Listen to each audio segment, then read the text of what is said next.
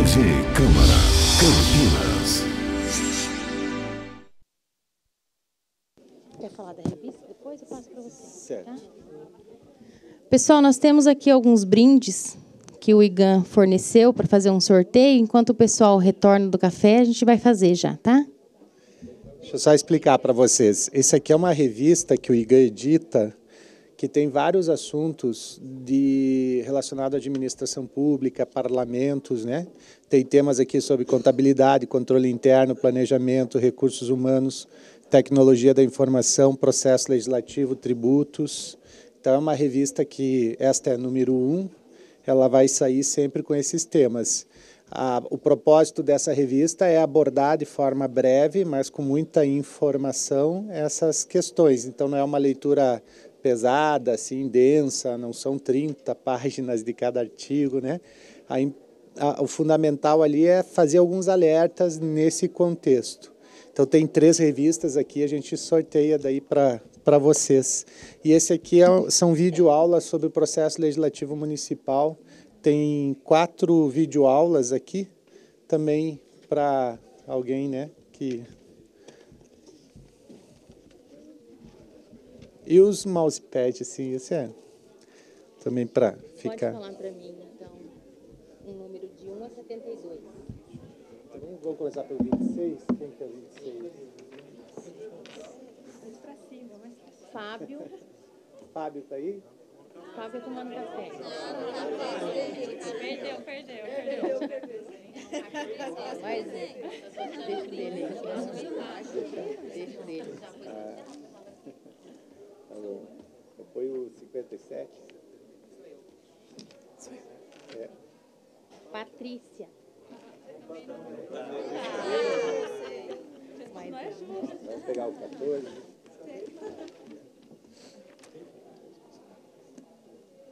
14 é a Bruna, que também não está. A Bruna da Procuradoria. Tem mais um para o DVD? Tem. Então foi o 67. Obrigada. Ah, tá, em cima ou embaixo? Samira.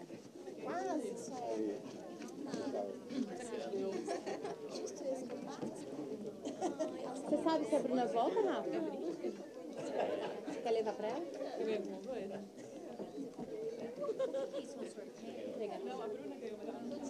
Ah, vai entregar para a Bruna.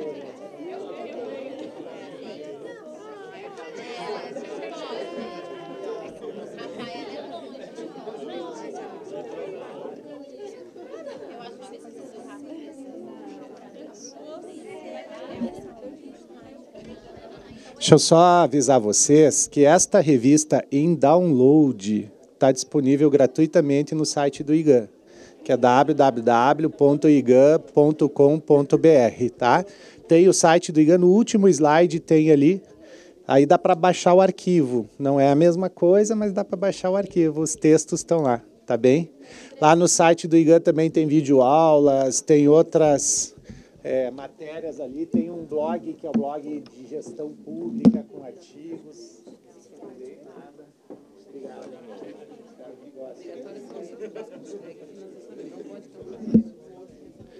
Então lá no site do IGAN tem várias informações e são disponibilizadas para vocês sem problema, tá? Tem até um blog lá, gestão pública, com vários artigos sobre executivo, legislativo, contabilidade, controle interno, sobre auditoria, tem questões sobre servidor público, recursos humanos, tem questões da saúde, da educação, de técnica legislativa, de logística, da atividade parlamentar, tem uma série lá de informações para vocês e são gratuitas, são disponibilizadas gratuitamente, tá bom? Bom, então vamos na sequência, tem mais um pouquinho de matéria para a gente examinar. Estamos na página 20. Confere? Então, agora nós estamos no terceiro capítulo do nosso curso. Este é sobre a instrução processual legislativa. Começamos falando do capítulo 1 do processo legislativo, capítulo 2 das fases do processo legislativo, agora capítulo 3 da instrução. Nós vimos que a instrução é um momento de aprendizado importante que o vereador ou a vereadora tem, as assessorias, os servidores da casa, para poder aprimorar a matéria a fim de que ela possa, naqueles marcos que nós examinamos no capítulo 1, que é a causa, que é o conteúdo, a forma, a utilidade e a realizabilidade, sejam então examinados. Faça isso aí nesta fase, que é a fase de instrução. Então, aqui neste slide da página 20, eu queria destacar para vocês os elementos que são referência para a instrução do projeto de lei. O primeiro elemento que é referência para a instrução de um projeto de lei é o problema, que é a confirmação da causa de legislar. Sempre que vocês se depararem com uma lei, que vocês precisam interpretar uma lei, sempre é rico para fazer uma boa interpretação da lei, se perguntar de que problema essa lei trata, né? O que desencadeou esta lei? Ela se justifica a partir de qual problema?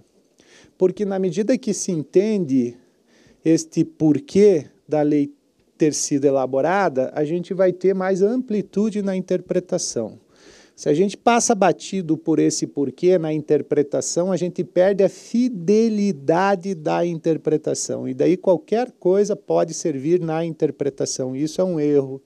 A gente tem que ter essa busca dessa informação. Esta mesma lógica se aplica quando o projeto está tramitando na Câmara.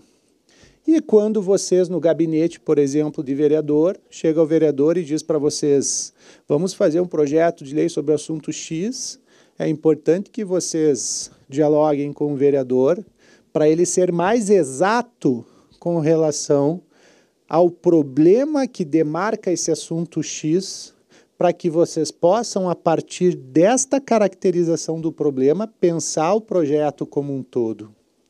E nas comissões, quando um projeto de lei tramita nas comissões, também é função das comissões investigar este primeiro elemento, que é o problema, para verificar se o problema ele realmente é suficiente para justificar aquela matéria e também para avaliar se o problema ele é tecnicamente possível de ser trabalhado na lei. Então, vamos supor assim, vamos admitir que no município não exista o Conselho Municipal do Idoso. E aí o vereador detecta que não existe o Conselho Municipal do Idoso, e isso é um problema, porque é necessário para as políticas que envolvem a atividade de Estado, governo, município, na área do idoso, ter o Conselho do Idoso. E aí este problema, ele é apontado pelo vereador como causa de legislar. E o vereador aponta esse problema e ele diz, eu estou propondo a criação do Conselho Municipal do Idoso. Só que na análise nas comissões, quando se identifica esse problema, a inexistência do Conselho do Idoso, e se verifica que esta é a causa para o projeto tramitar na Câmara, e que o autor desse projeto é um vereador, ali se identifica uma inviabilidade técnica desse projeto ir adiante, porque Conselho é órgão atrelado ao Executivo, só quem pode propor criação de Conselho por projeto de lei é o Executivo. Então, para isso também cabe analisar o problema. Também é preciso verificar o problema sob o ângulo do espaço onde ele se instala, para apurar se esse problema é um problema possível de ser legislado no âmbito do município. Daqui a pouco o problema ele se relaciona a algumas situações que circundam uma estrada, uma rodovia que passa no município, mas ela é federal.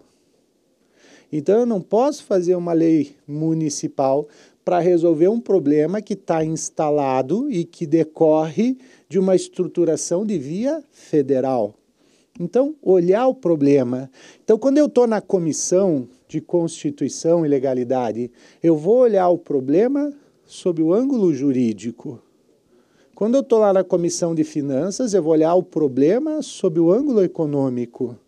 Quando eu estou na comissão de Políticas Urbanas, política urbana, eu vou olhar o problema sob esse ângulo temático. Então, o que eu quero demonstrar para vocês é que cada comissão, analisando o problema sob o seu ângulo temático, vai gerar um estudo que vai contribuir para o aprimoramento da matéria, inclusive para evitar que a matéria contenha erros e até para gerar mais informações sobre esse elemento. Por exemplo, o vereador está lá na Comissão de Política Urbana e o assunto está relacionado com esse tema, mas ele não entendeu direito o problema. Quem é envolvido com esse problema? Quem é afetado por esse problema? Que consequência esse problema, apontado como causa de legislar, gera para a comunidade? É para toda a comunidade ou é para um bairro? É só para esse bairro ou é para mais de um bairro? Este problema ele é sazonal, acontece episodicamente, ou ele é um problema crônico? Este problema que está apontado como causa de legislar, já teve tentativas anteriores de solucioná-lo por outras leis já editadas em anos anteriores? Ou não? É inédito, é uma primeira tentativa de solucionar esse problema.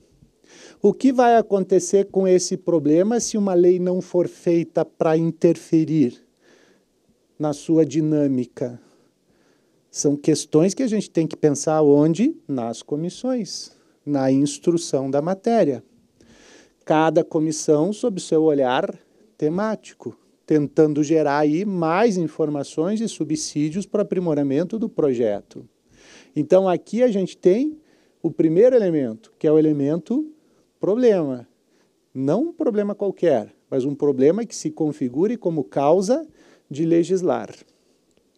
Tem um segundo elemento ali, que também está no projeto. E se está no projeto, tem que ser objeto de instrução, que é a solução.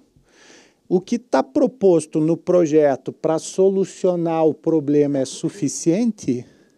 A solução que o projeto propõe para o problema, ela é uma solução que financeiramente pode ser aplicada? Esta solução que está prevista no projeto para resolver o problema envolve a participação de outros setores da sociedade? Esta solução que o projeto está propondo para o problema envolve o governo? Se envolve o governo, qual área do governo é envolvida?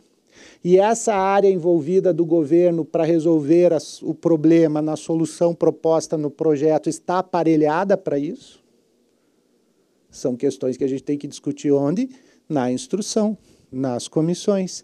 Mas se eu não tenho certeza se a prefeitura tem como fiscalizar aquilo que a lei está exigindo, vou chamar a prefeitura, eu vou conversar com a prefeitura, eu vou buscar essa informação.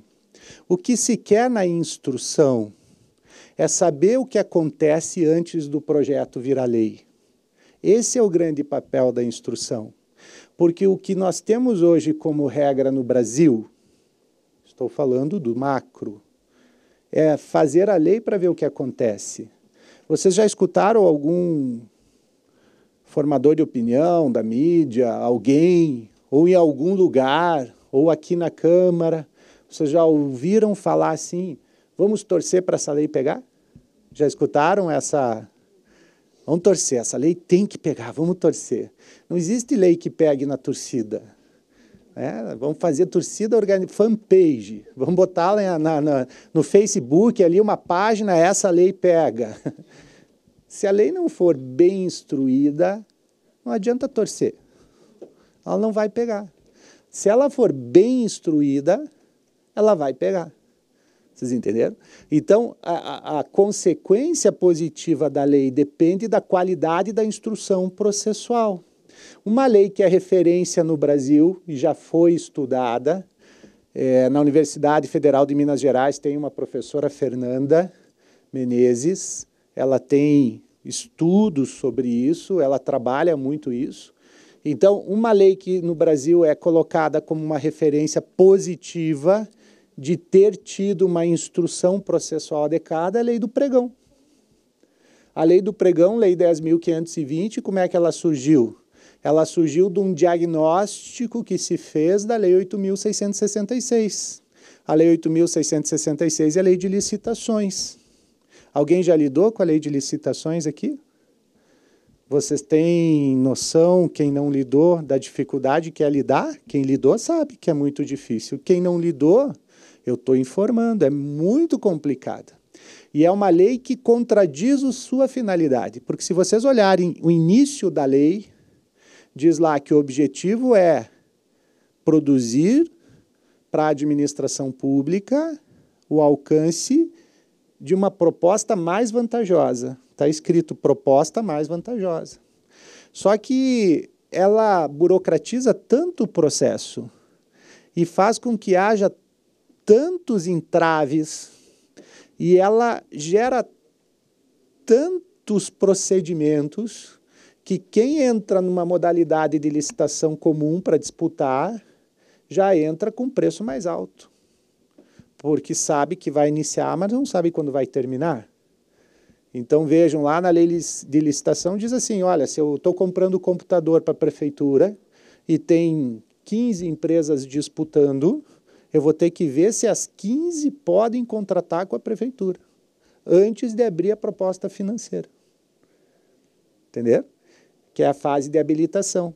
E aí, se uma das 15 eu desclassifico, ela entra na justiça, para tudo, sem abrir o valor da proposta financeira.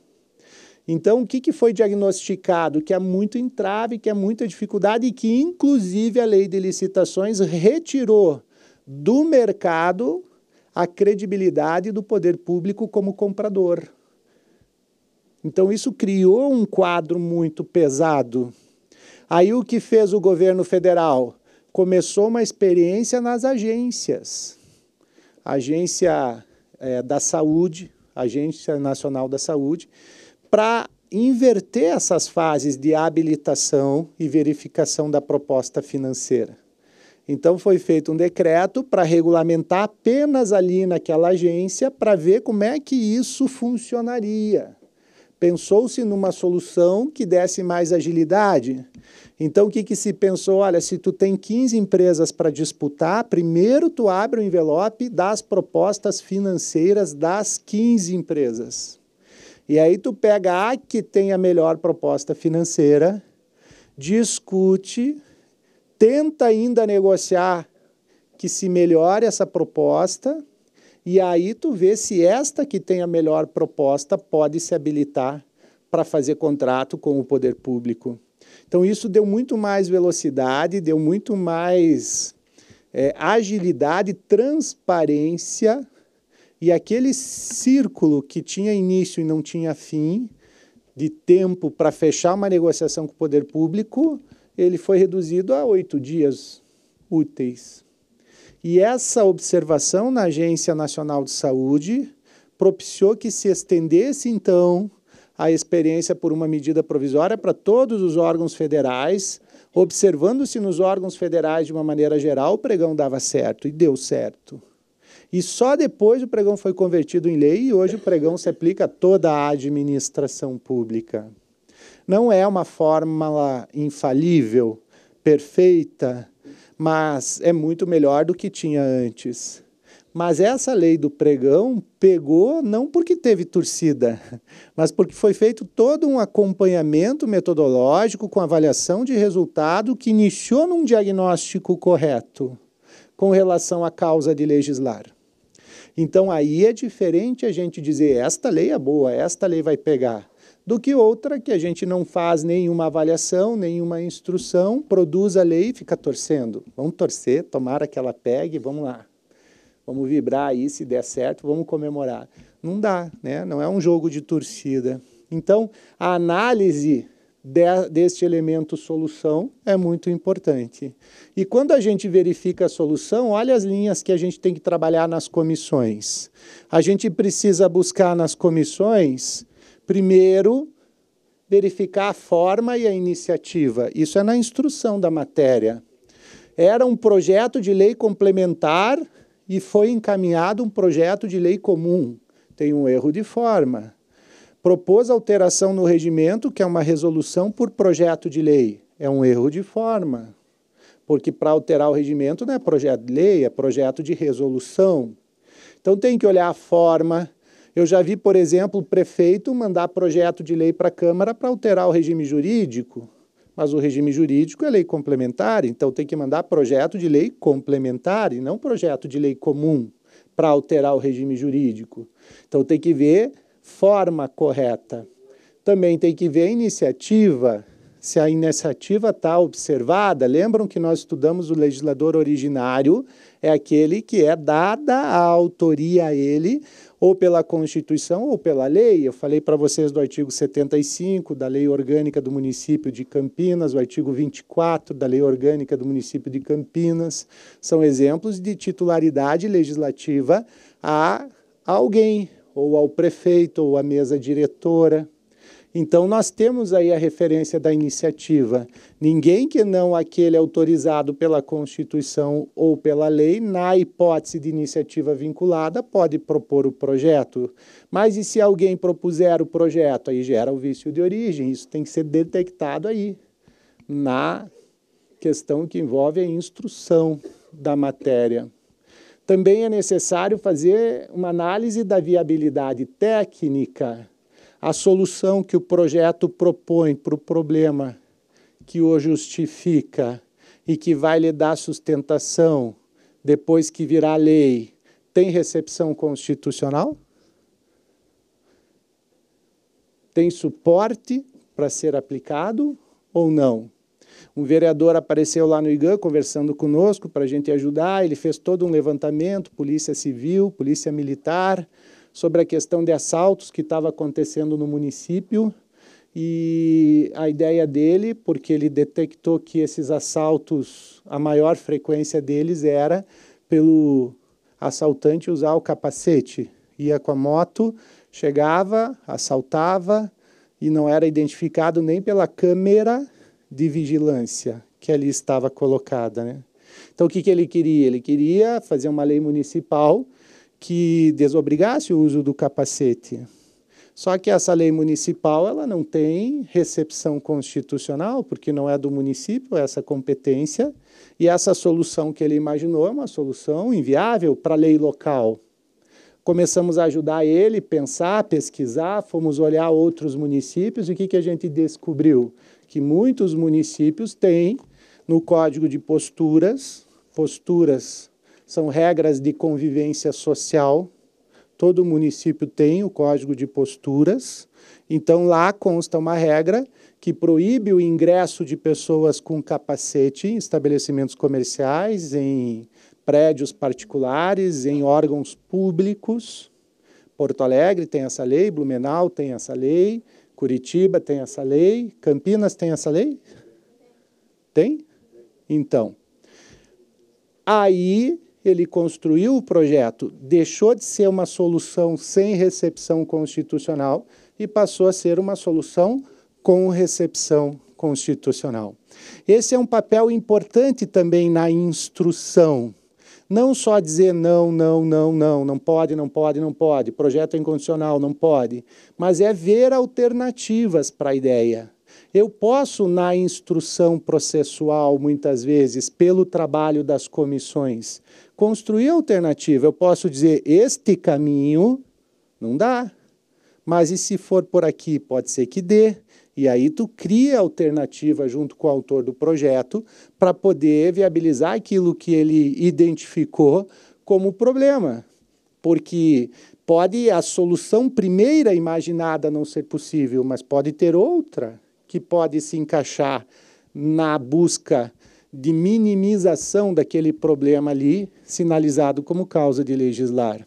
Então, essa viabilidade técnica na recepção constitucional, a absorção orçamentária e financeira da viabilidade técnica, isso também é importante, também tem a Comissão de Finanças e Orçamento para isso. A solução que o projeto está propondo gera despesa ou não gera despesa? Se gera despesa, eu tenho que ver se tem no orçamento a absorção dessa despesa, se lá está previsto, e se financeiramente, porque o quadro financeiro também é necessário de ser apurado. Não adianta, tem muitos municípios que têm dotação orçamentária e não tem o elemento financeiro. Então, eu tenho que fazer uma busca disso. Daí o artigo 17 da Lei de Responsabilidade Fiscal, inclusive, prevê que quando a solução estabelecida no projeto por problema que ele quer resolver produzir despesas de natureza continuada por mais de 2 anos, o que tem que acompanhar o projeto? Você sabe? O que tem que vir junto com o projeto? Estudo do impacto orçamentário e financeiro. Do que nós estamos falando? Da viabilidade técnica. Entenderam? Então está lá, está na lógica, está dentro da estruturação, da instrução. Esse impacto orçamentário e financeiro não vai no corpo da lei, vai na justificativa que acompanha o projeto. Mas tem que ter, porque senão não demonstra que é viável. Vamos fazer uma reforma, uma reestruturação, e essa reestruturação administrativa de uma secretaria gera despesa, gera por mais de 2 exercícios, eu tenho que demonstrar a capacidade de absorção que se tem, tanto na área orçamentária como financeira.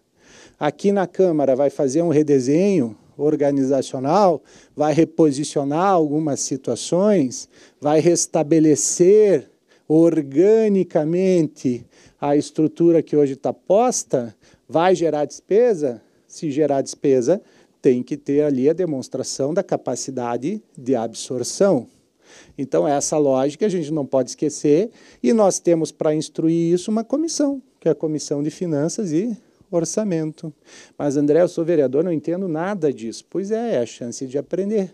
A casa tem toda uma estrutura, vai te dar suporte, e se mesmo assim nós não entendermos o estudo de impacto orçamentário e financeiro que foi enviado pela Prefeitura, chama o pessoal lá da Secretaria da Fazenda, é Fazenda que se diz, Finanças, chama o pessoal da Secretaria de Finanças e pede explicação. Tem aqui a conexão com o Poder Executivo, né? Como é que é? Desculpa, eu esqueci teu nome.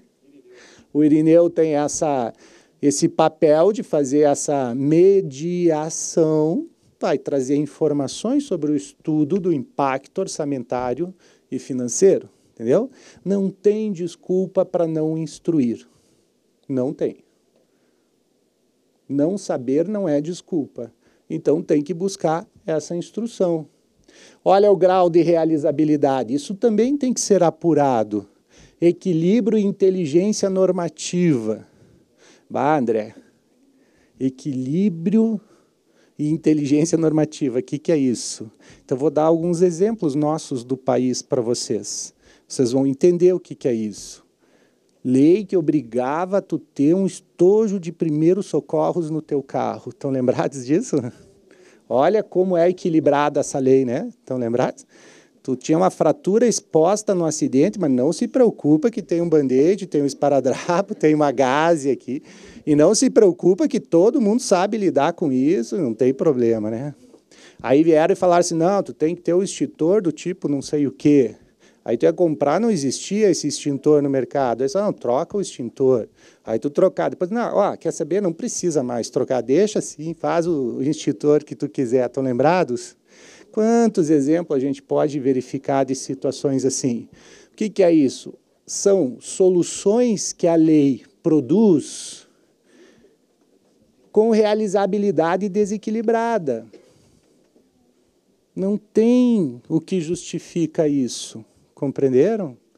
E também tem que analisar as condições estruturais para que essa solução que a lei prevê para o problema que lhe dá a causa se opere. Porque, vejam, nós temos uma lei no Brasil que diz assim, toda a pessoa diagnosticada com câncer terá que ter tratamento pelo SUS iniciado em até 90 dias. Lembram dessa lei? Pois é. Qual é a condição estrutural de atender essa lei no Brasil? Quase nenhuma. Tem alguns municípios que atendem, mas não é regra. A regra é que, para eu ser atendido, muitas vezes, só se tiver autorização do juiz. E, às vezes, a autorização demora mais que esses 90 dias, até o processo, né? Se não dá uma liminar, vai ficar. Deveria até nem ter essa lei, né? Deveria isso existir no sistema, né? Teve o diagnóstico de câncer, inicia o tratamento. Não tem que estar numa lei isso, não é? Mas está. Só que é uma lei que não tem estrutura para pôr ela em funcionamento. Então, quando se discute no seu processo elaborativo, na fase de instrução, um projeto, o que a gente tem que pensar? Este projeto de lei, ele tem condições estruturais de ser implementado, tem recursos humanos, tecnológicos, físicos, tem cultura, tem viabilidade, tem inteligência. Tem um município do Rio Grande do Sul, que não vou contar o nome, a lei dizia assim, proíbe os cachorros de latirem depois das 10 da noite. Então, você já sabe, se estão com um cachorro lá nesse município, depois das 10, põe ou põe dormir, ou põe né, não tem mais como latir. Então, veja uma lei que tinha no Brasil, até tem essa lei ainda, mas é operacionalmente zero. Ela diz assim, todo estabelecimento comercial que tiver acesso à estrada federal fica proibido de vender bebida alcoólica. Estão lembrados disso? E diz que é a Polícia Rodoviária Federal que vai fiscalizar. Polícia Rodoviária Federal não fiscaliza nem o que habitualmente ela teria que fiscalizar, falta de profissionais, poucos policiais, tudo isso a gente conhece a realidade que tem lá, né? Não é porque não querem, é que não tem condições de tudo, muito menos. Agora, quando fiscaliza, o que o proprietário faz? Lá no Rio Grande do Sul tem um município que é Canoas, ele fica na região metropolitana de Porto Alegre, e no meio tem uma BR-116 que corta a cidade ao meio. E Canoas é o segundo ou terceiro maior município do Rio Grande do Sul. Município com muito movimento, né? Imagina, aquela BR tem um hipermercado. Vende tudo, inclusive bebida alcoólica. Aí, quando foram fiscalizar o hipermercado, o que os proprietários fizeram? Mas o que diz exatamente aí a lei? Diz que não pode vender bebida alcoólica a estabelecimento comercial que tem acesso à estrada federal. O que eles fizeram? Eles têm a quadra do lado, fecharam o acesso para a estrada federal e abriram na lateral, entendeu? Qual é a inteligência normativa desta regra? Então, a gente tem que pensar, vejam, no Rio, tem uma outra lei que alguns estados possuem, que aí eu acho interessante essa lei e cito como exemplo de inteligência normativa. Ela diz assim, tem Rio Grande do Sul, Bahia, Mato Grosso, alguns estados têm, não sei São Paulo, mas ela diz assim, se um cidadão com habilitação, CNH, Carteira Nacional de Habilitação, passar 1 ano sem ter uma multa, ele vai ter desconto no IPVA. Se ele passar 2 anos sem ter multa, aumenta o desconto no IPVA. Vocês entenderam o que a lei está induzindo? E ela está recompensando. Vocês entenderam?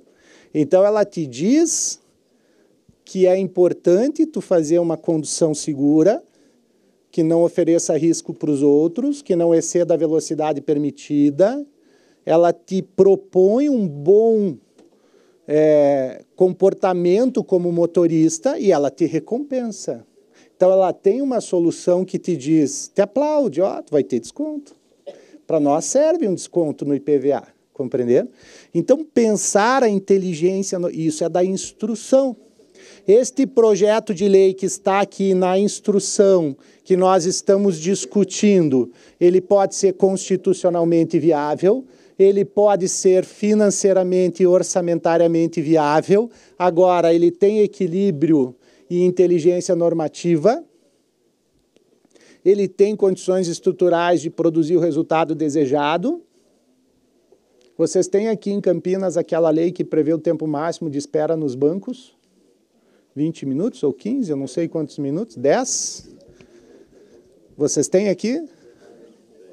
Tem muitos municípios que essa lei não funciona, porque não tem condições estruturais.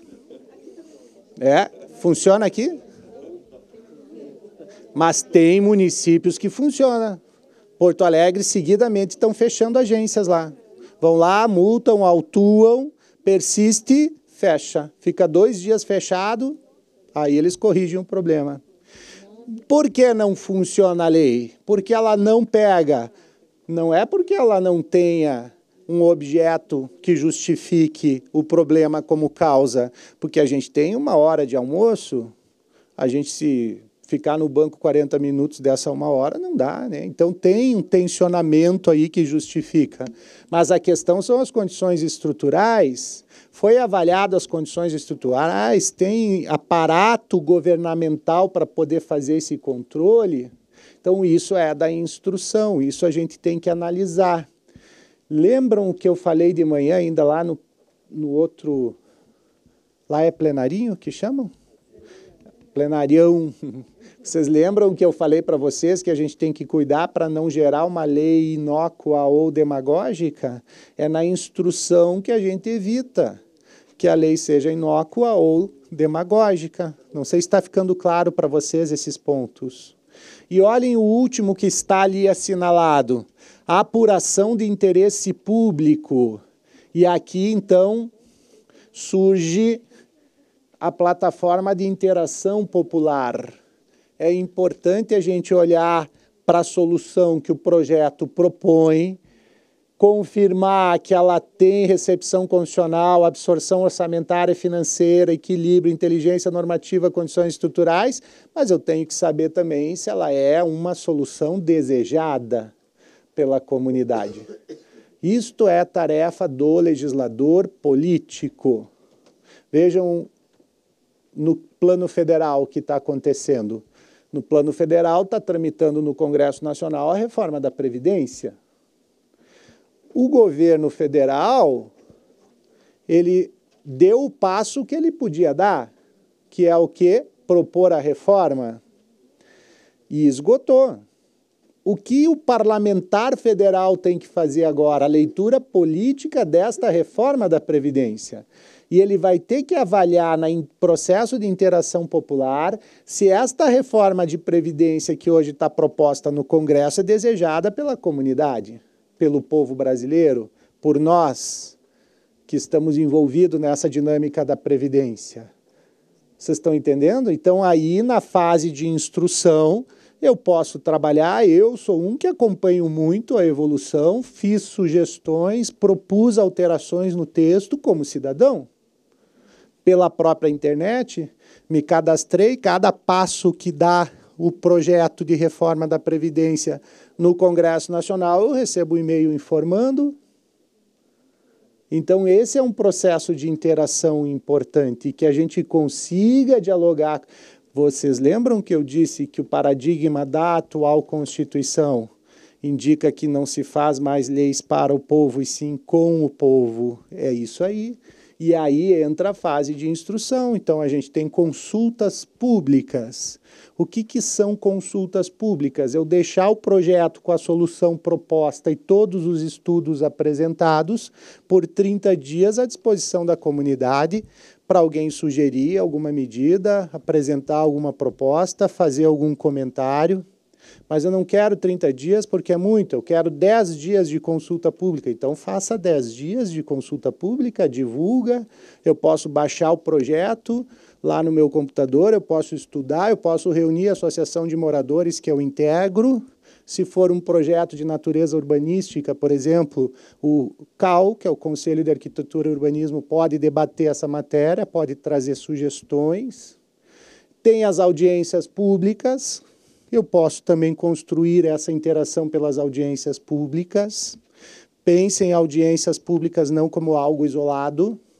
Vocês têm que sempre planejar o processo de audiência pública, porque a audiência pública tem que ter interação.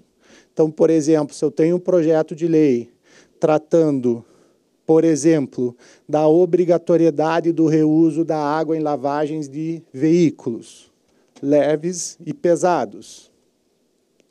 O que esse projeto está dizendo? Esse projeto está dizendo que quem tem lavagem, posto de gasolina ou não, veículo leve e pesado, vai ter que reaproveitar a água, não ficar desperdiçando água o dia inteiro. Então, esse projeto, eu quero fazer audiência pública sobre ele, e a audiência pública é dia 10, eu já tenho que, a partir do dia 5, deixar à disposição na internet o projeto para aqueles que queiram vir à audiência pública já ter acesso ao projeto antes de vir na audiência pública.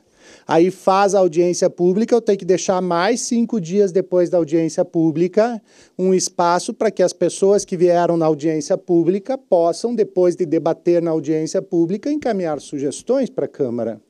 Muitas câmaras têm até formulário para isso no site da Câmara. Então, eu vou lá e coloco participante da audiência pública, André Barbie, estou lá, descrevo toda a minha situação, sugestão ao projeto de lei, faço a sugestão. Para quem vem essa sugestão? Para a comissão que está instruindo a matéria. E a comissão vai avaliar. E o relator da comissão, ele pode, inclusive, acatar essa sugestão que vem da comunidade e apresentar como emenda de relatoria. Lembram? Fazer lei com o povo. E isso no executivo também pode ser desenvolvido. Se tem aquele núcleo de gestão que a gente conversou, Mariana, dá para trabalhar até as dinâmicas que envolvem a interação com a comunidade antes do projeto chegar na Câmara. Porque o olhar da lei sobre a elaboração do projeto pelo executivo traz uma experimentação prática do problema diagnosticado como causa de legislar.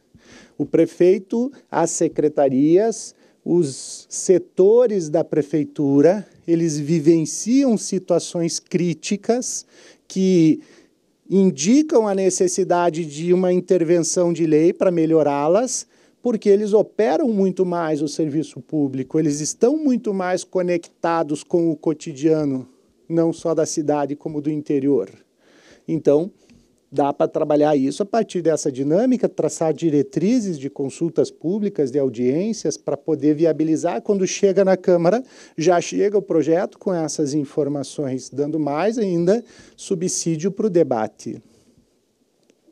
Eu consegui explicar para vocês, essa é a minha pergunta, os elementos base para a instrução, e isso vale para todas as comissões. O que muda é o ângulo temático de cada comissão. É isso que muda. Mas se eu estou na Comissão de Ciência e Tecnologia e o projeto trata de ciência e tecnologia, eu vou usar os mesmos critérios. A diferença é que a Comissão de Constituição e Legalidade já olhou a recepção constitucional, então eu já tenho essa informação. Então eu vou me fixar mais na questão do grau de realizabilidade, porque a absorção orçamentária financeira vai ficar para a Comissão de Finanças e Orçamento. Está claro para todos? Alguém tem alguma pergunta, algum comentário? Não? Estão quietos assim? Está tudo bem por estar quietos assim?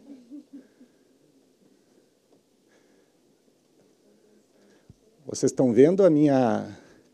Quantos estudos eu fiz para... Vou até mostrar de novo para vocês ali, ó. Olha ali, ó. Olha o que é, ó. Olha ali, ó. Estão vendo, ó? Olha ali, ó.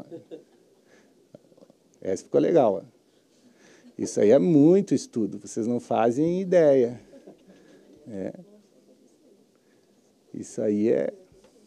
Nada como ter um filho de 15 anos em casa, ele ajuda bastante a gente com essa parte aí. Bem, e a atuação das comissões? Como é que ela se dá? Como é que funciona essa dinâmica? Então, primeiro, o projeto é encaminhado para a presidência da comissão. O que faz o presidente da comissão depois que recebe o projeto? O presidente da comissão, depois de receber o projeto, faz a designação do relator pelo presidente da comissão, né? Então, é o que a gente já comentou. Relatoria não é cargo, relatoria é função. Tem 5 membros na comissão. Todos podem ser relator? Todos podem ser relator. A Comissão de Constituição e Legalidade tem 7. Todos podem ser relator? Todos. É o presidente da comissão que designa. Por isso que eu falei que é um jogo estratégico. Se o projeto de lei é de alta importância para o governo e eu sou presidente da comissão e eu estou na base aliada do governo, quem eu vou designar como relator? Um vereador que é da base do governo. Não é? É estratégico. Se eu sou da oposição e estou na comissão como presidente e vem um projeto que é estratégico, eu vou designar como relator um vereador da oposição. Então, a presidência da comissão é muito importante, estrategicamente falando. O que vai fazer o relator? O relator vai fazer uma análise mais detalhada dos elementos base do projeto sob a sua responsabilidade.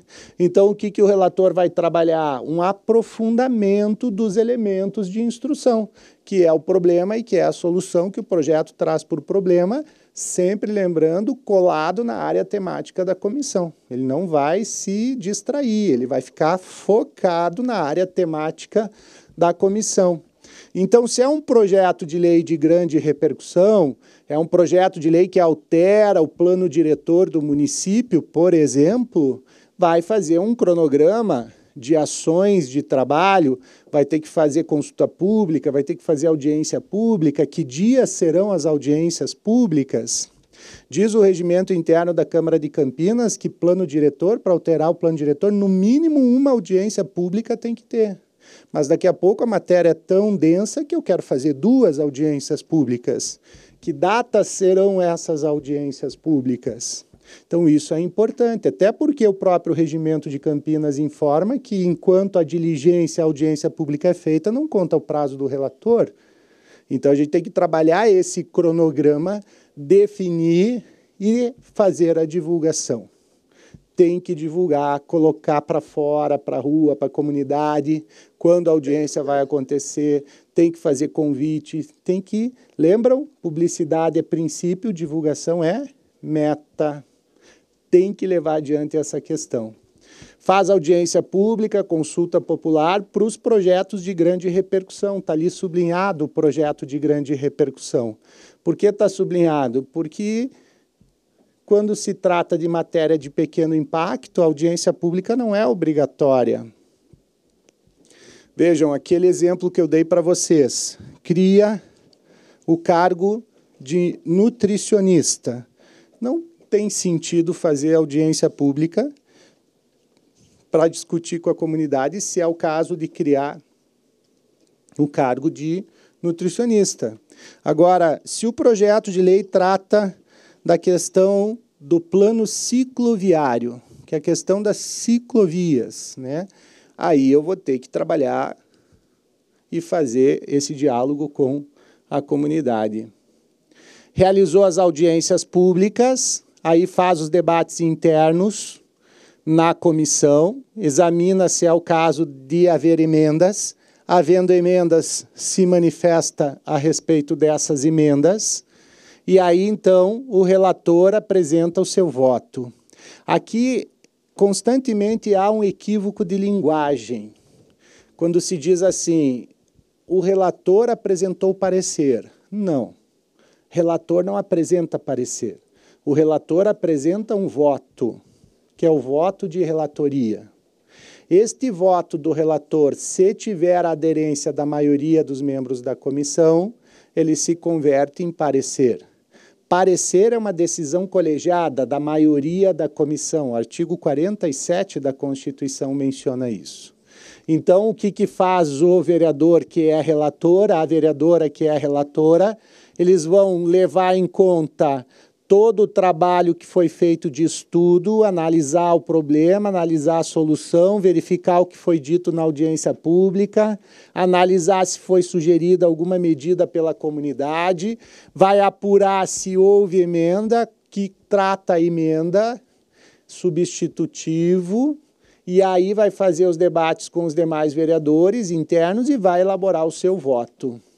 E aí delibera-se o voto do relator. E se este voto do relator tiver a maioria da comissão aderindo, vai se tornar esse voto do relator, então, o parecer da comissão. Vejam aqui a deliberação do voto do relator. O voto do relator é assinado por ele. Uma comissão tem 5 vereadores. Um é o relator. Então, o que ele faz? Ele faz todo esse estudo, faz toda essa análise e coloca o voto dele à apreciação dos demais vereadores da comissão. Se mais 2 vereadores assinarem o voto com ele, são 3 votos, não é mais o voto do relator, é o parecer da comissão. Se 4 vereadores concordam, nós temos aquele voto do relator como parecer de comissão. Diz o regimento interno da Câmara de Campinas que o presidente da comissão só vai votar se houver empate. São 5 vereadores, deu 2-2, desempata o presidente da comissão. Na Comissão de Constituição e Legalidade, são 7, deu 3-3, o presidente da comissão vota. Do contrário, não vota, porque a matéria já está decidida. Então, esse é o processo de deliberação. Pode um dos vereadores da comissão discordar do voto do relator? Isso é possível? Lógico. Imagina se não fosse possível, né? É possível. Então, este vereador que discorda do voto do relator vai assinar o voto do relator, mas vai colocar que ele é contrário. Então, ele vai fazer o voto em contrário. E aí é possível, inclusive, que o voto do relator não tenha o voto da maioria. Quando o voto do relator não atrai o voto da maioria da comissão, esse voto do relator fica como voto vencido, um voto divergente. E aí os outros vereadores que discordaram do voto do relator, um deles por designação do presidente da comissão, vai fazer um segundo voto. E esse segundo voto vai ter a maioria, e aí vai ter o parecer da comissão baseado nesse segundo voto. E aquele voto originário do relator inicialmente designado fica como voto divergente vencido. Então, a comissão vai ter um parecer e um voto vencido, que é o voto divergente. Esse voto pode até ser lido em plenário, na sessão plenária, para os outros vereadores tomarem conhecimento do que conteve este voto. Outra informação que é importante para vocês, o vereador pode, mesmo concordando com o relator, fazer um voto em separado. Por exemplo, o relator foi muito sucinto no voto que ele fez para indicar que a matéria tem viabilidade técnica e tem aceitação social. E eu, vereador, entendo que tem que ressaltar mais outros pontos da instrução do processo. Então, eu sou vereador, eu voto com o relator, voto favorável, mas eu faço o meu voto em separado. Eu entrego para a comissão um voto em separado, mesmo concordando com o relator. Então, eu tenho 2 alternativas. Uma, assinar o voto do relator, e o que se interpreta disso? Que eu votei com o relator, estou aderindo integralmente ao voto dele. Outra alternativa é eu concordar com o voto do relator, mas enfatizar outros aspectos que, para mim, como vereador, politicamente são importantes, porque eu tenho uma identidade maior com aquele tema tratado no projeto, ou aquele assunto tratado do projeto vai incidir num problema que é do bairro onde eu tenho mais votos. Então, eu quero fazer um voto em separado com mais consistência, para dar mais visibilidade para esse trabalho, mesmo concordando com o relator. Entenderam essa lógica? Então, esse é o processo de deliberação. Pois não? Se for um voto vencido, ela pode dar um voto separado? Sim. O voto vencido já é um voto em separado, né? Tu diz do relator? Não, de outra pessoa. Pode. Pode. Eu posso fazer um voto no voto do relator simplesmente dizendo que eu sou contrário ao voto do relator e sou vencido porque os demais seguiram o relator. E eu posso me manifestar contrário ao voto do relator, ser voto vencido e apresentar o voto em separado. Vocês entenderam a situação que ele expôs? Tem 5 vereadores na comissão, o relator apresenta o voto, eu sou o segundo a votar. Eu divirjo do voto do relator. Eu sou contrário ao voto do relator. Aí vem o terceiro vereador e vota com o relator. Vem o quarto vereador e vota com o relator. Então, o relator já tem 3 votos. Esse é o parecer da comissão. E o meu voto é voto vencido. Se eu quiser explicar as razões da minha divergência com o relator num voto em separado, eu posso. Não tem problema nenhum. E isso fica registrado na comissão. Então, mas aí, nesse caso, não como uma obrigatoriedade. Não. É exatamente isso. A pergunta é se é possível. A resposta é bem nessa linha que tu falas, não como uma obrigatoriedade, mas como uma possibilidade. Eu, vereador, avalio se é conveniente ou não para mim fazer a justificativa da divergência do meu voto. Eu posso achar importante para aquela relação que eu estabeleço com o grupo eleitoral que eu me identifico, eu posso achar que isso não é relevante e fica lá só a minha assinatura como voto contrário vencido. Entendeu? Então, é uma possibilidade, mas não é uma necessidade. Sobre a questão que envolve essa deliberação da comissão, eu não posso deixar de lembrá-los que é sempre em nível opinativo, né? A comissão está emitindo um parecer, então nós estamos definindo aí o parecer da comissão. Depois, no plenário, vai ter o segundo voto, que é o voto determinante, que é o decisor político daí que vai se manifestar. Estão lembrados da situação que a gente examinou? Alguma pergunta, gente, sobre isso? Alguma questão que vocês queiram questionar? Questionar é redundante, né? Algo que vocês queiram questionar? Eu trouxe aí para vocês a estrutura que envolve o voto do relator. Como eu disse para vocês, o relator é o vereador designado pelo presidente da comissão que vai fazer o estudo da matéria em tramitação. Ele vai fazer análise pormenorizada do tema tratado no projeto a partir dos elementos, problema e solução. O problema, que é a causa de legislar, e a solução, que é aquilo que se propõe ou para resolver, ou para minimizar, ou para não deixar que o problema se alastre. Então, esse contexto, essa estrutura vem a partir do voto do relator. Essa estrutura que está aí referida, vocês têm no artigo 78 do Regimento Interno da Câmara de Campinas. Ele só não está tão detalhado, mas ele está aí referido. Então, como é que se começa o voto do relator? A partir de uma identificação, que é o cabeçalho. Lá tem o número do processo, o número do parecer. Por que número do parecer? Porque cada comissão tem que fazer o arquivamento dos seus pareceres. Cada parecer tem uma série sequencial na numeração. Comissão da Mulher emitiu 15 pareceres no ano. Então, tem o parecer 1 de 2017, 2 de 2017, 3 de 2017 e assim sucessivamente. A Comissão de Constituição e Legalidade, bom, essa aí já deu 180 pareceres, porque todas as matérias circulam por ela. Então, tem a numeração dos pareceres da Comissão de Constituição e Legalidade. Comissão de Finanças e Orçamentos foram 80 pareceres, então tem a série sequencial lá da Comissão de Orçamento e Finanças. E assim sucessivamente. Vai a ementa, que é o resumo do que trata a matéria, o nome do relator e a orientação de voto, se é favorável, se é contrário. Tudo isso lá na parte de identificação.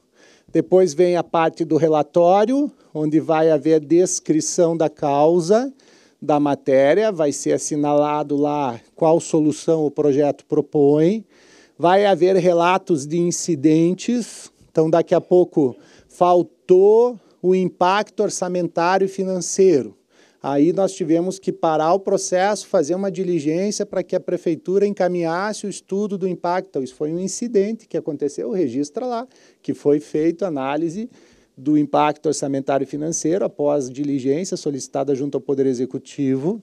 Faz o relato de sugestões que a comunidade fez, se for o caso, e de emendas apresentadas, se for o caso, e aí também os pareceres. Então, isso aí vai no relatório, depois a posição do relator, o fundamento que ele adota, fático, e o fundamento técnico e a conclusão, para que aí, então, se apure se ele foi favorável, se ele foi contrário, por que foi favorável, por que foi contrário, qual fundamento ele utilizou para ele adotar, então, essa posição. E aí a conclusão, os demais votos dos vereadores integrantes da comissão, quando o voto é contrário ou favorável com restrições. Já ouviram falar em voto favorável, mas com restrições? Vocês usam isso aqui?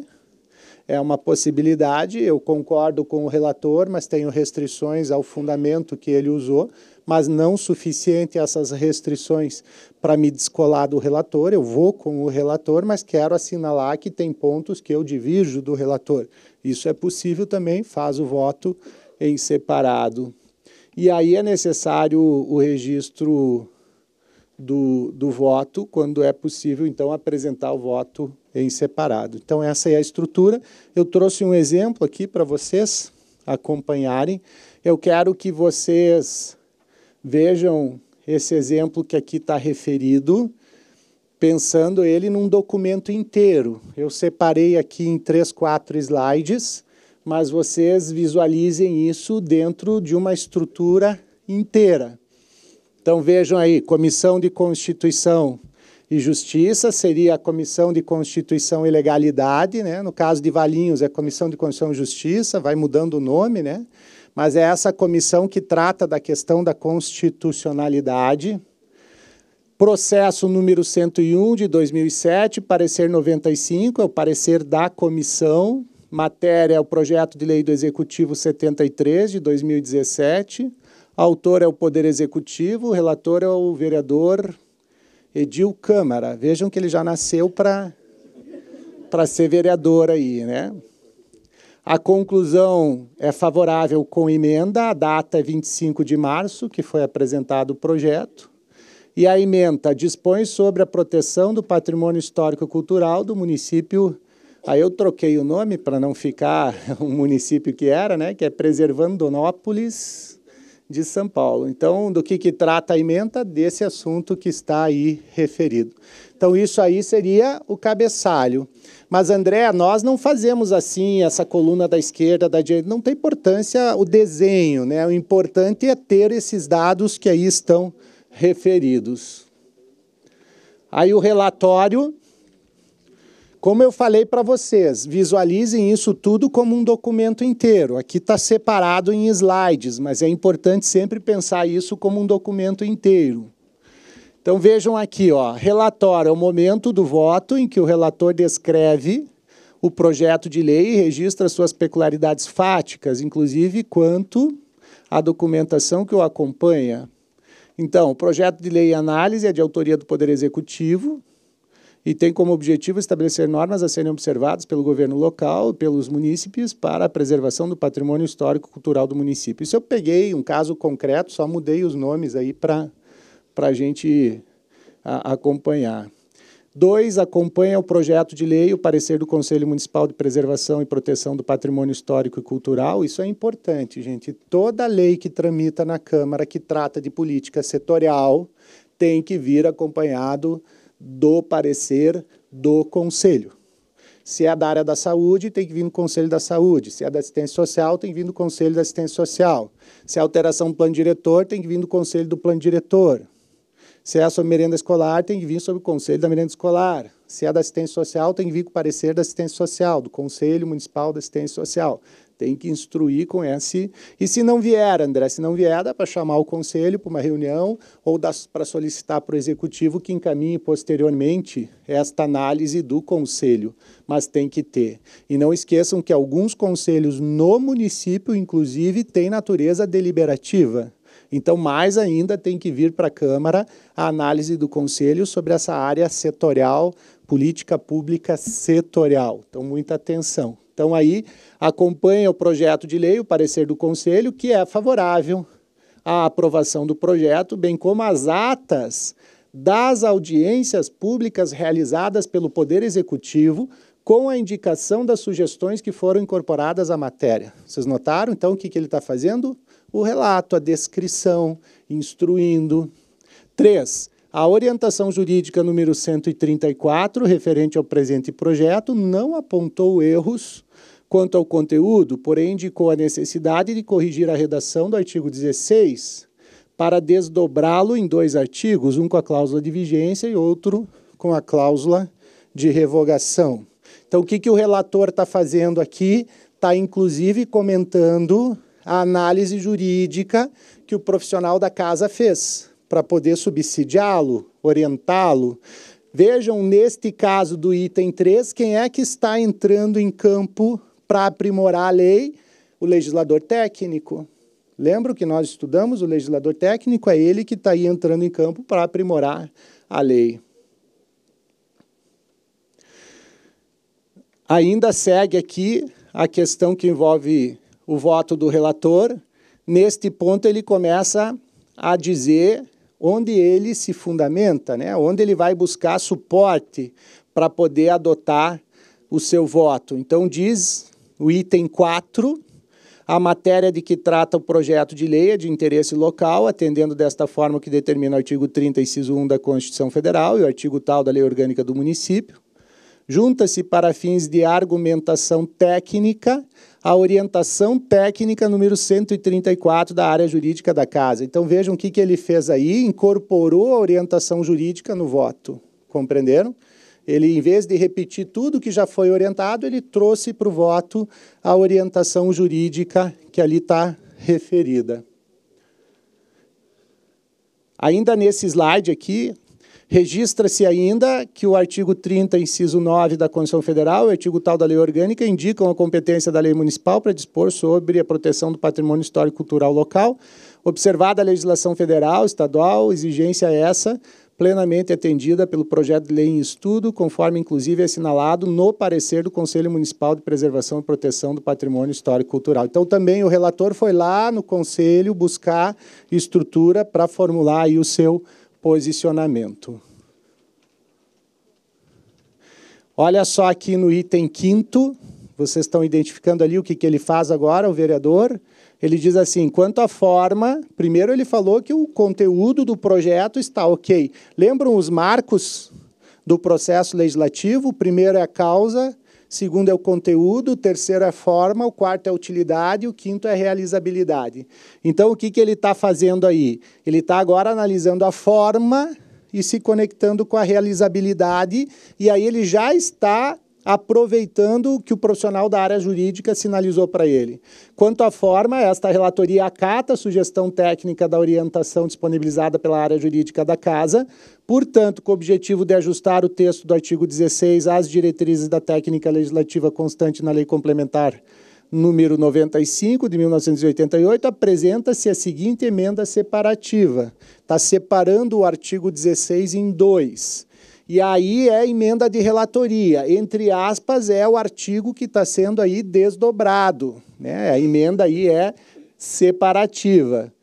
Artigo 16, esta lei entra em vigor na data da sua publicação. Artigo 17, revoga a lei número 1573, de 10 de maio de 1993. No texto original, o artigo 16 contava com a seguinte redação. Artigo 16, esta lei entra em vigor na data da sua publicação, vírgula, revogando-se as leis em contrário. Vocês viram como é que estava o 16? Vocês viram o que o relator fez? Comissão de Constituição. Estão entendendo o reparo que ele fez ali? Ele está aprimorando o texto. Vejam no slide seguinte, ele explica a Lei Complementar 95 de 1998, conhecida como Lei da Técnica Legislativa, orienta em seu artigo 11, inciso 3, a linha B, que o conteúdo de cada artigo deve restringir-se a um assunto. No caso do artigo 16, constavam 2 assuntos, vigência e revogação, no mesmo dispositivo. Além disso, o artigo 9º também da Lei Complementar 95, de 1988, não admite o uso da cláusula genérica de revogação. Então, por esses fundamentos, justifica-se a apresentação da emenda separativa ao artigo 16. Não sei se ficou claro para vocês o que o relator fez ali. A cláusula de revogação estava junto com a cláusula genérica, foi apontado pela orientação da Casa Jurídica, ele separou, botou artigo 16 a cláusula de vigência e o artigo 17 a cláusula de revogação. E na cláusula de revogação, que era genérica, ele tornou ela específica. Então dizia, revoga suas disposições em contrário, o que ele fez? Não, revoga a lei tal, número tal. Eu disse para vocês que esse é um caso concreto, que eu peguei como referência para a gente aqui examinar. Poderia o relator fazer algo mais além do que ele fez ali? Ele poderia trabalhar ainda um outro detalhe com relação ao que aí está demonstrado? Vejam, do que trata esta lei? Preservação do patrimônio histórico e cultural. A cláusula de vigência, ela poderia ser imediata ou o ideal seria ela ter um prazo para que pudesse essas normas começar a produzir efeito? Então, ele também poderia analisar a cláusula de vigência imediata e poderia transformar aí, atribuindo um prazo para essa lei. Vocês entendem com esse exemplo como é importante a instrução para evitar erros, para aprimorar a matéria? Ficou claro? Mas ele teria instrumentos técnicos para saber qual prazo seria ideal?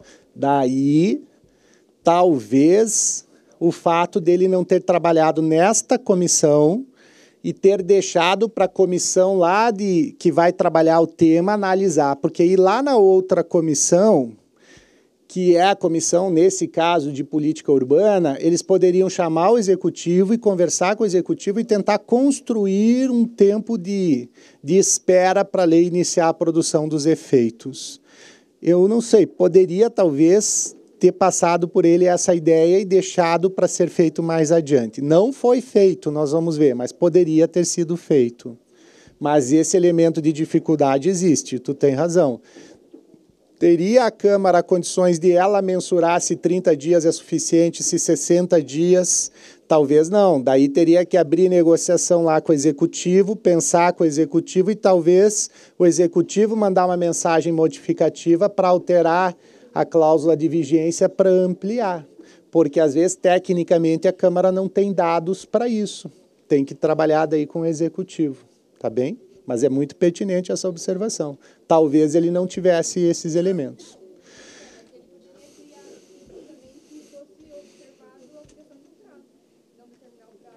Talvez. Talvez. Pudesse estabelecer alguma condição nesse sentido, né? É importante que vocês pensem comigo essa lógica, né? Poderia esse caminho, poderia o outro, poderia a mensagem retificativa. O mais fundamental para mim é mostrar para vocês que é possível o aprimoramento. Como, de que forma, aí tem que ver cada caso, tá bem? Agora vejam a parte final, que é a votação do parecer, encaminhamento do parecer, do voto do relator. Então, esta relatoria, considerando a argumentação apresentada neste voto, encaminha a sua conclusão favorável à tramitação do projeto de lei número 73, de autoria do Poder Executivo, com emenda separativa para desdobrar os artigos 16, nos termos justificados no item 5º. É o voto. Sala das comissões, não sei como é que vocês dizem aqui, se tem alguma... Sala de reuniões, daí põe a data, e aí tem lá o vereador Edil Câmara, nesse caso são 3 vereadores, que é o relator, aí tem o vereador Paulo Parlamentando, que é membro, também nasceu para ser vereador, vocês percebam isso, né? E tem a vereadora, que é presidente da comissão, que é a Maria Fiscal Isadora, né? Que é a vereadora fiscalizadora aí, né? Fiscal Isadora, tem ela aí uma função também importante como parlamentar. Pergunto, com exemplo aí referido de parecer de comissão, ficou claro para vocês, gente? Tem alguma dúvida? E aí depois, essa comissão segue, esse projeto segue para onde? Esse projeto gera despesa ou esse projeto não gera despesa? Gera despesa.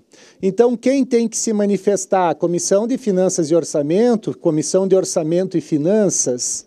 Então, vejam que agora a Comissão de Finanças e Orçamento vai olhar este projeto a partir do prisma que envolve a questão que se relaciona com a área orçamentária, com a área financeira. Vejam na página seguinte aí o relatório. Então, é dito assim, projeto de lei número 73, este é o relatório do... Vocês estão se situando? Esse é o relatório do vereador relator da Comissão de Finanças. Já passou na Comissão de Constituição e Legalidade, agora está na Comissão de Finanças. Então, estão se situando, está claro? Aí o vereador, que é relator, vai dizer assim, projeto de lei número 73, de autoria do Poder Executivo, foi analisado pela Comissão de Constituição e Justiça, aqui Constituição e Legalidade, que pelo parecer 95 concluiu ser favorável à tramitação da matéria, considerando que a mesma atende aos preceitos constitucionais, de competência, de conteúdo, ressaltando, no entanto, a necessidade de alterar devido à exigência de correção formal a redação do artigo 16. Portanto, para tanto, propondo, para tanto, uma emenda separativa. Ao tratar das obrigações a serem atendidas pelo Poder Público Municipal, o projeto de lei gera despesa ao erário, razão pela qual é colocado a apreciação desta comissão para exame da sua compatibilidade com as leis do Plano Plurianual, diretrizes e a lei orçamentária, exame do estudo do impacto orçamentário e financeiro. Vocês viram que agora o relator começou a direcionar para a área do orçamento e da área financeira. E tem 3 na sequência. Verifica-se, em primeiro lugar, que as despesas previstas no artigo 5º são recepcionadas pela lei do Plano Plurianual, no programa tal, são também constantes da lei de diretrizes no programa tal. Da mesma forma, a lei do orçamento admite a geração de despesa estabelecida nos artigos tais. Portanto, confirma-se que o projeto de lei atende ao que dispõe ao artigo 165 da Constituição e o artigo tal da lei orgânica e tem compatibilidade com as leis do Plano Plurianual, das diretrizes e do orçamento. Quanto ao estudo dos impactos orçamentário e financeiro apresentado nos documentos de folha tal, observa-se que os mesmos não apresentam inconsistência técnica e apontam a viabilidade do objeto pretendido pelo projeto, sem que isso afete o equilíbrio fiscal do erário público municipal. Sobre o estudo do impacto orçamentário e financeiro, observa-se as seguintes informações. Aí ele destaca lá as informações do impacto orçamentário e financeiro. E aí, então, na condição de relatora nesta comissão, considerando os estudos realizados nas áreas orçamentária e financeira, encaminho meu voto favoravelmente à tramitação do projeto de lei. Vocês viram ali, ó, favorável a tramitar. Ela não é favorável ao projeto, vocês? Encaminho meu voto favoravelmente à tramitação do projeto. Entenderam? E aí, sala das comissões, das reuniões, Adriana Legislativa, que é a relatora, Marcos é sempre esperto, é o membro, e a vereadora Carla, ligada ali, né? Ligada é a presidente. Viram quanto esforço para fazer uns nomes legais, assim, para... E agora vai para a Comissão de Política Urbana. Então, lá na Comissão de Política Urbana, nós temos a análise do projeto agora quanto à questão do equilíbrio, da inteligência normativa, do impacto, da aderência social. Então, vejam, agora é quem? É o vereador relator da Comissão de Política Urbana. Já passou na Comissão de Constituição, já passou nas Finanças e agora está lá porque o assunto trata de patrimônio histórico. Então, projeto de lei, ele é de autoria do Poder Executivo, foi analisado pela comissão, daí fala da Comissão de Constituição, fala no item 2 da Comissão de Orçamento e agora o 3. Por se tratar de matéria de infraestrutura, passa para essa comissão. Vocês perceberam o que o relator detectou? Falava de patrimônio histórico, mas não falava do patrimônio natural. Então, o que ele fez aqui? Ele pegou e... Deixa eu ver se eu pulei uma página aqui. Então, ali, patrimônios naturais. Aqui, cabe ressaltar ainda que a inclusão das áreas naturais no alcance das normas de preservação e de proteção previstas do projeto servirão de marco legal para a busca de recursos financeiros junto ao Banco Mundial. Na audiência pública em que teve a participação do Poder Executivo, o secretário de Obras, o Antônio Fazedor, ali, né? Fazedor, concordou com a inclusão do patrimônio natural no projeto de lei referido, inclusive que tal medida contribuirá para o aprimoramento da matéria. Então, diante disso, essa relatoria, lá na Comissão de Políticas Urbanas, apresenta as seguintes emendas. Aí apresentou 2 emendas, uma ao artigo 4º e outra ao artigo 7º, para poder incluir aí também a questão que envolve a preservação das áreas naturais. Então, vejam que houve o diálogo com o Executivo concordou, houve o ingresso da emenda, ampliou a matéria. Agora eu vou na tua pergunta que tu fez hoje de manhã. Tu perguntou para mim assim... Hã? Como? Não entendi. Nem tu lembra a pergunta? Lembra sim, não foi ele que disse que não lembra, né? Mas ele perguntou, e as emendas? Eu posso fazer uma emenda ao projeto de lei que altere o projeto de lei, sendo do Executivo? Eu disse, olha, vai chegar um tempo ali na matéria que a gente vai apontar para isso. Então, o que o Supremo Tribunal Federal entende? Ele entende que é possível a apresentação de emenda, desde que ela não gere despesa e desde que ela não desconfigure o projeto. Entenderam os requisitos? Então, neste caso aqui, não há um aumento de despesa com a emenda proposta, já está no circuito de construção da matéria e ela não está desconfigurando, ao contrário, ela está agregando ao projeto. Então, neste caso, a emenda é possível de ser aí trabalhada. Entenderam o requisito? Lá no artigo 63 da Constituição, está essa emenda. Emenda, sim, não pode gerar despesa e não pode desconfigurar. Sabe o tema? O Supremo Tribunal Federal usa uma expressão. A emenda não pode não ter, aí diz a expressão, pertinência temática. O Supremo usa essa expressão. A emenda tem que ter pertinência temática. Se ela não tiver pertinência temática, ela desconfigura o projeto. Então, esse é o cuidado para propor emenda. E aqui foi tranquilo também do ponto de vista do Executivo, porque houve o diálogo com o Executivo nesse exemplo, né? Até foi na audiência pública registrado em ata que houve a concordância do secretário com relação àquela matéria que surgiu onde? Nas audiências públicas. Ali é que surgiu a detecção que poderia incluir as áreas naturais. E ali que foi trabalhado, inclusive, que tem recursos a fundo perdido para a preservação de áreas naturais.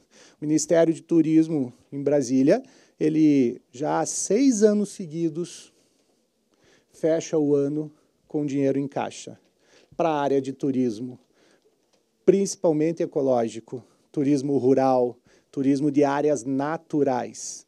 Então, tu já está preparando matéria até para captação de recursos. Esses 3 pareceres mostraram para vocês a lógica, como é que funciona, deu para perceber como é que cada comissão atua, deu para ver os elementos que envolve a análise da instrução e como cada vereador vai ali se posicionar. Então, vejam o encaminhamento do parecer nesta comissão. Considerando os fatos relatados e os estudos apresentados nas audiências públicas, esta relatoria, com o intuito de complementar o projeto de lei 73, encaminha voto favorável à tramitação com a absorção das emendas número 1 e 2, conforme justificativa. É o voto e vai vereador Pedro Arquiteto, que é o relator, vereador Juarez Atento, que é o membro, e a vereadora Sandra Organizada, né, que é a presidente da comissão. Pois não. Mas no caso, por exemplo, a prefeitura pede, sei lá, um exemplo hipotético, mas, sei lá, pede para criar 10 cargos em um determinado vencimento, e a Câmara, os vereadores acham que 10 cargos é muito, acho que querem dar só 5. Esse tipo de emenda pode ser feita? Depende. Todos ouviram a pergunta dele? A pergunta dele é a seguinte: a Prefeitura manda o projeto de lei para criar 10 cargos, por exemplo, na Secretaria de Saúde.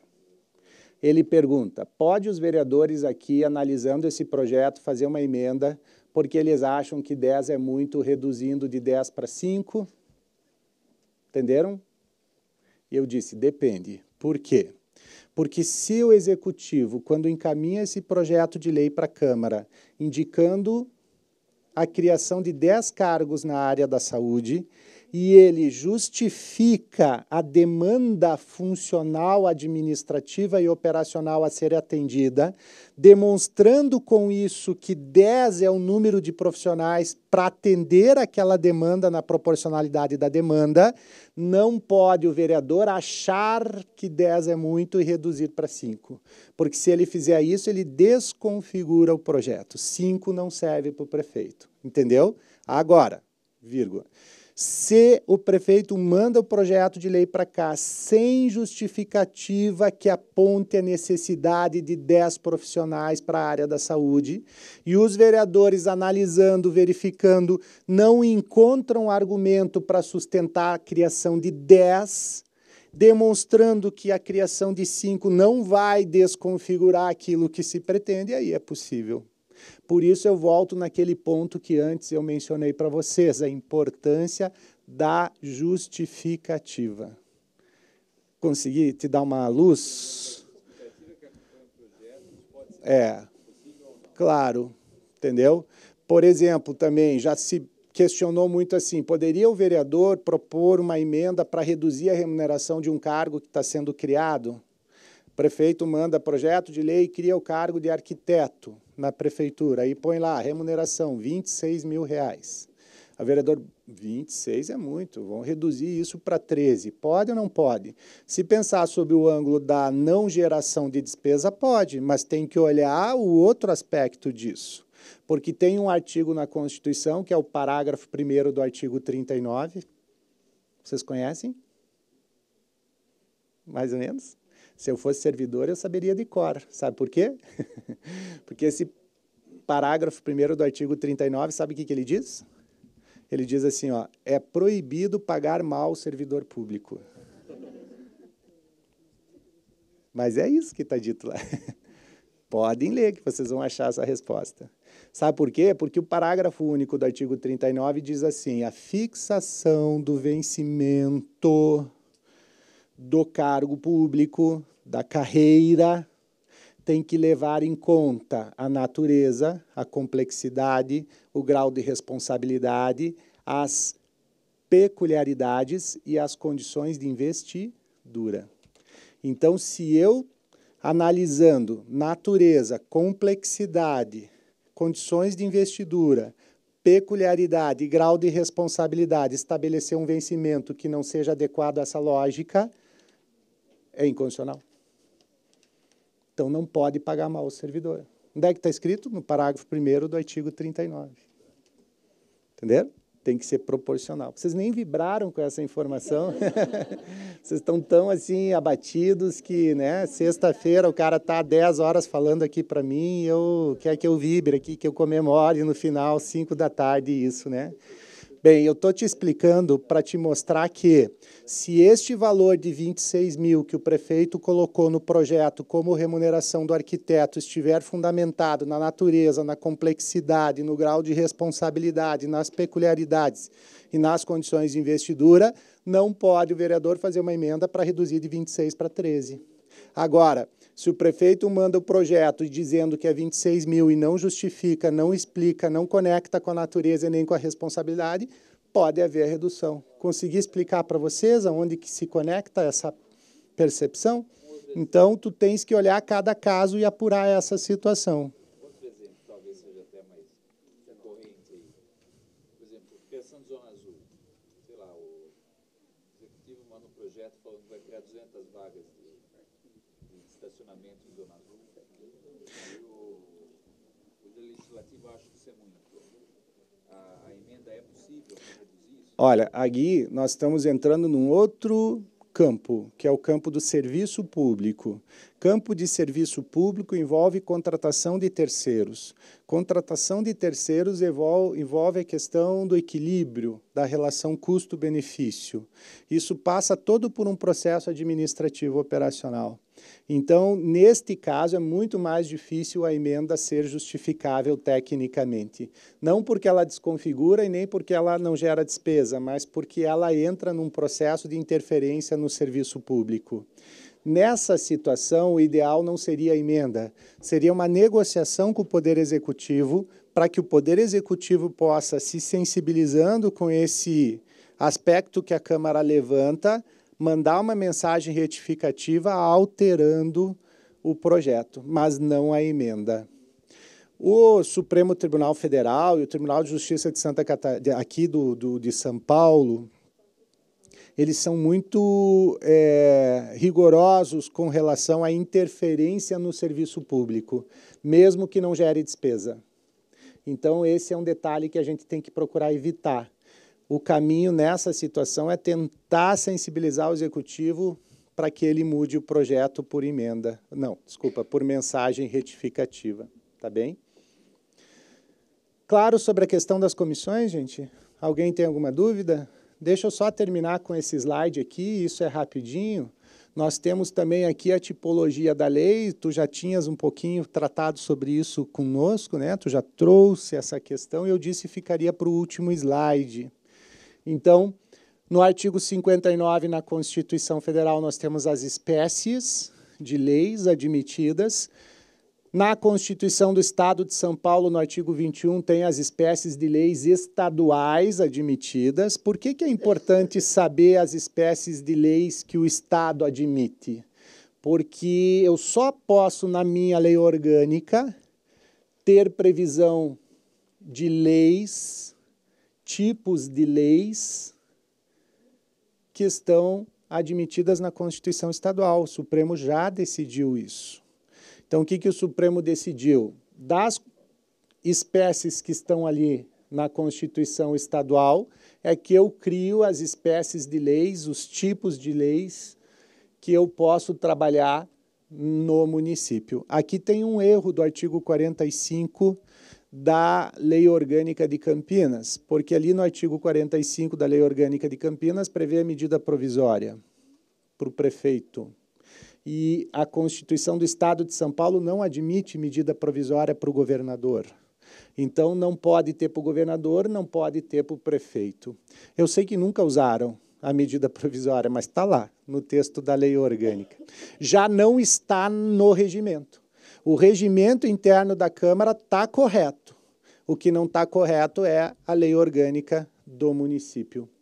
Lá no Constituição do Estado de São Paulo, no artigo 21, e também no regimento interno da Câmara, no artigo 125, tem, então, os tipos de leis possíveis, que é a emenda à lei orgânica, lei complementar, lei ordinária, decreto legislativo e resolução. Estas são as leis possíveis. Proposta de emenda à lei orgânica, projeto de lei complementar, projeto de lei ordinário, projeto de lei de decreto legislativo, projeto de resolução. Emenda à lei orgânica é a proposta que altera a lei orgânica, já falei, 3 linhas que geram defasagem da lei orgânica, estão lembrados? Emenda à Constituição, jurisprudência e contexto, né? Então, para alterar a lei orgânica, quero retirar a medida provisória da lei orgânica, isso é uma defasagem constitucional, é uma proposta de emenda à lei orgânica. Lei complementar, projeto de lei complementar, vocês têm na lei orgânica do município as matérias que são leis complementares, e isto é uma característica da lei complementar. A lei complementar, ela só pode ser definida em lei orgânica. Então, eu estou na dúvida se o assunto X é lei complementar ou lei ordinária. Como é que eu esclareço essa dúvida? Eu esclareço essa dúvida olhando o artigo 41 da Lei Orgânica. Se este assunto X está listado no artigo 41 como lei complementar, eu já sei que eu vou ter que trabalhá-lo pela via da lei complementar. Mas não diz nada na lei orgânica do município sobre o assunto X. Se não diz nada, cai na regra geral, que é lei ordinária. Eu gostaria de alertá-los porque este artigo 41, o pessoal do Executivo talvez possa até pensar em propor isso, né? Se a Câmara não fizer isto, tem matérias aqui como criação de cargos que não são de lei complementar, são de lei ordinária. Por exemplo, Procuradoria-Geral do Município é como se fosse equivalente a uma secretaria é lei ordinária, Procuradoria-Geral é lei ordinária, não lei complementar. Isso até dificulta tratar como lei complementar, né? Não admite regime de urgência, tem que ser trabalhado sempre por alteração aqui, por maioria absoluta, porque a lei complementar é maioria absoluta, então dá para anotar e fazer um ajuste e corrigir aqui. Lei complementar não é mais do que lei ordinária, não se trata aí de hierarquia. São duas faixas diferentes. Uma não é superior à outra, também o Supremo já decidiu essa matéria. Lei ordinária são as leis comuns, cotidianas, abertura de crédito, criação de cargos, essas coisas que são mais constantes. Por isso, tem muito mais lei ordinária do que lei complementar. Lei complementar é essa, Código de Tributos, Código de Obras, Estatuto do Servidor, Plano Diretor, o que está aqui descrito, zoneamento urbano, no artigo 41 da Lei Orgânica do Município. Decreto legislativo e resolução, os dois tratam de assunto que é próprio da Câmara. Se vocês quiserem anotar do lado de DL ali, decreto legislativo, a palavra externo, efeito externo, essa é a diferença. O decreto legislativo é matéria que é própria da Câmara com efeito externo, e a resolução é matéria que é própria da Câmara com efeito interno.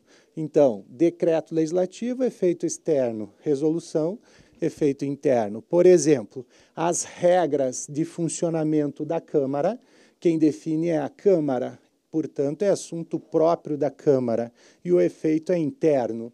Então, o regimento da Câmara, o que é? Uma resolução.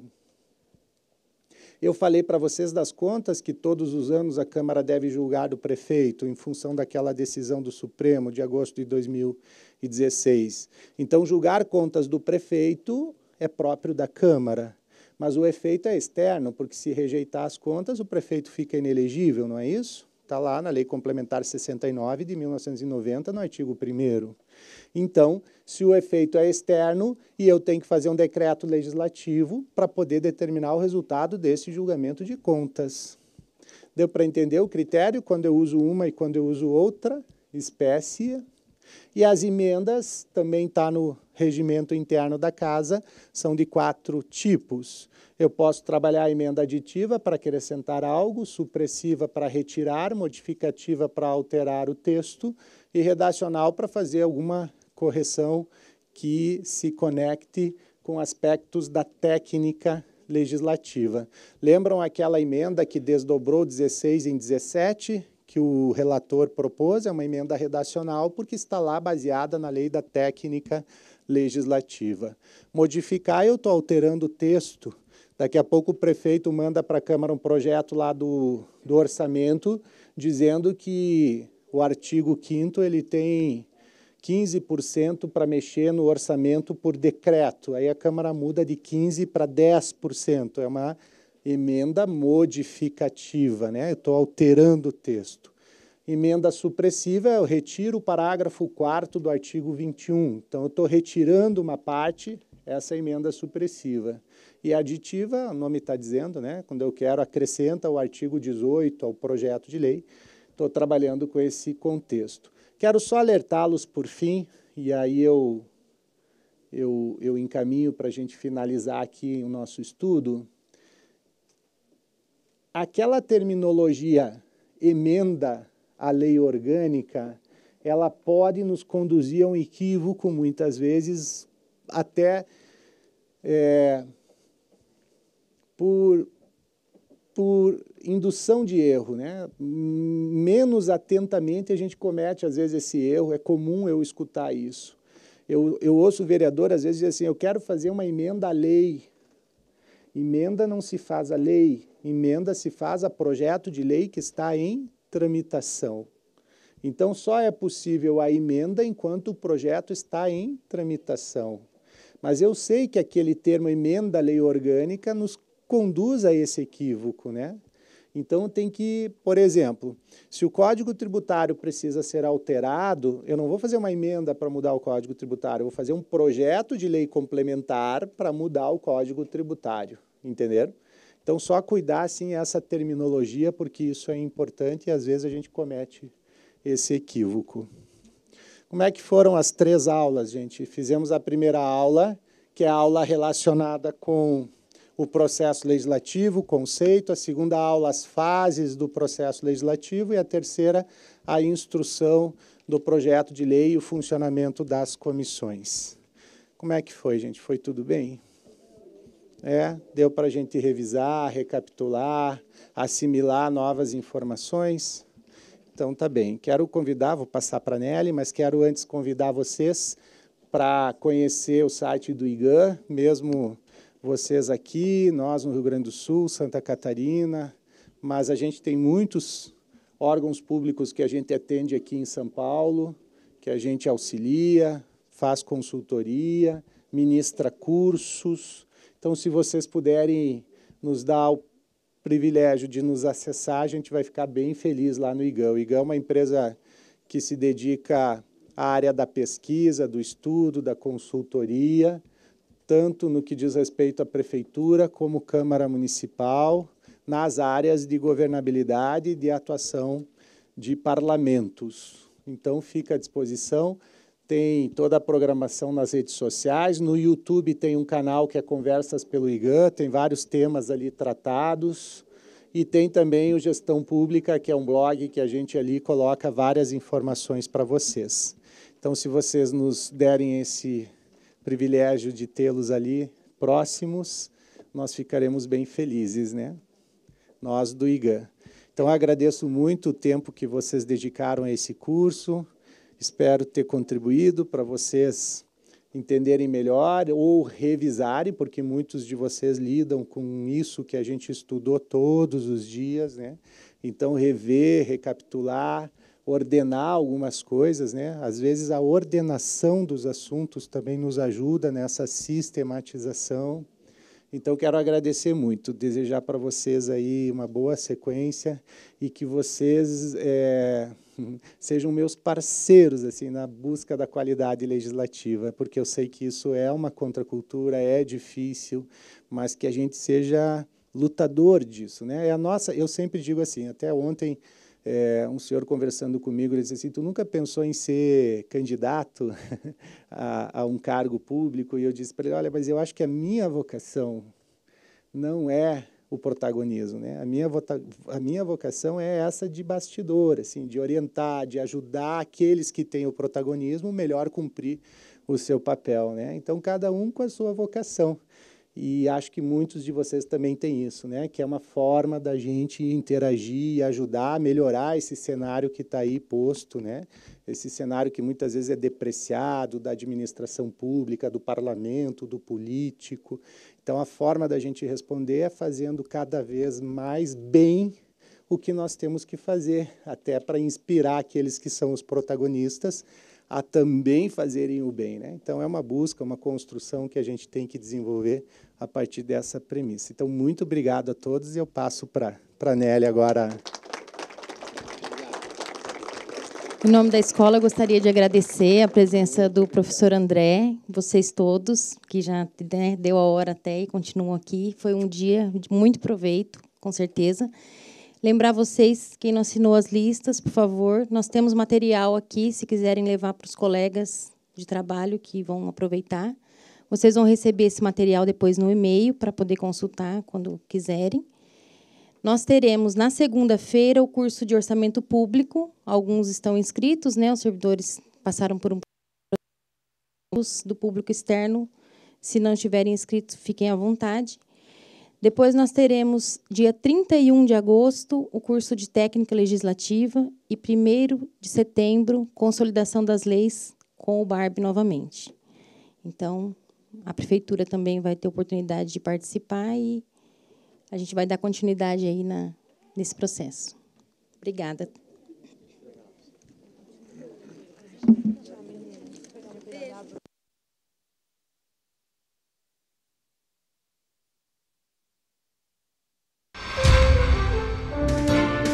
TV Câmara.